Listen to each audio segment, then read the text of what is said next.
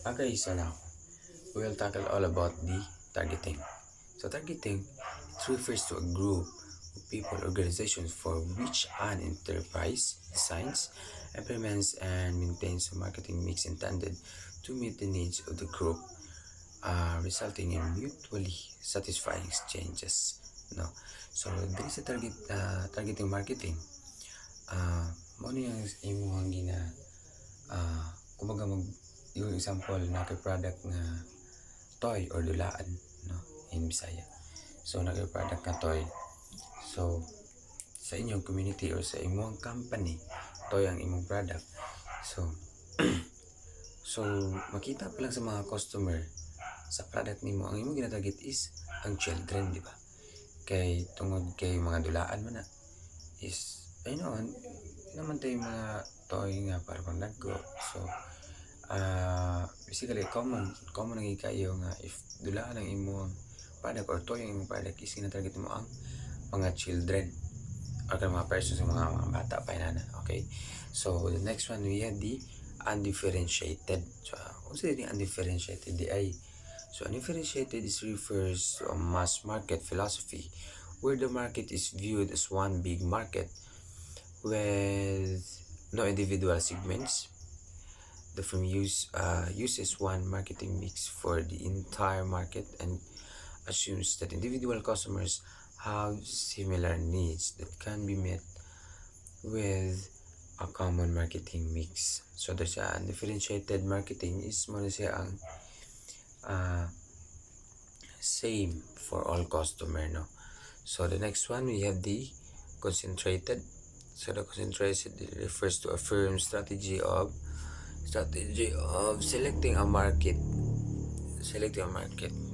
niche or one segment of a market. So as a target of its marketing efforts, because the firm appeals to a single segment, it can concentrate on understanding the needs, motive, and satisfaction of the segment's members, and on developing and maintaining a highly specialized marketing mix.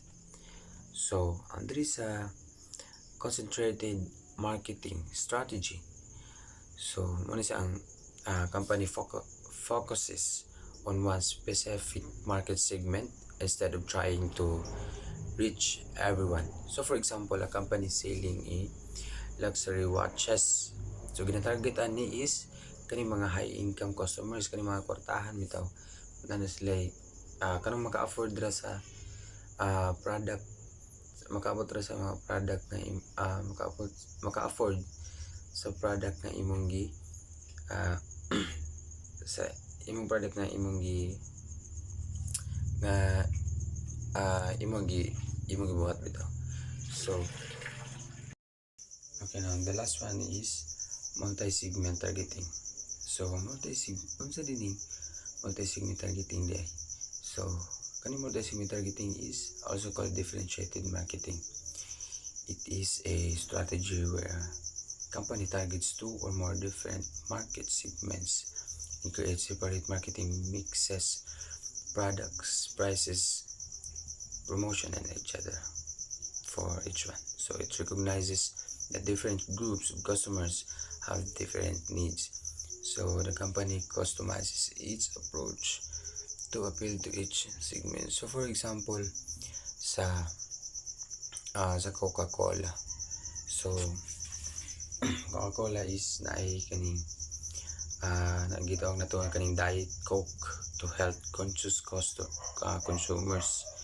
So and also na pud tay Coca-Cola zero sugar. So kana po sa kanang para sa mga young adults who want no sugar but full flavor, diba?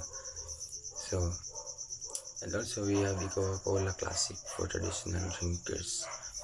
So kaning multi-segment multi-segment targeting marketing is isa ra ang imong brand. Example sa itong gihatang example nga Coca-Cola, pero isa ra yung brand pero kanang bitong ma-customize its approach to appeal to each segment, di ba? So, kumbaga para sa tanang pwede sa tigulang, pwede sa bata,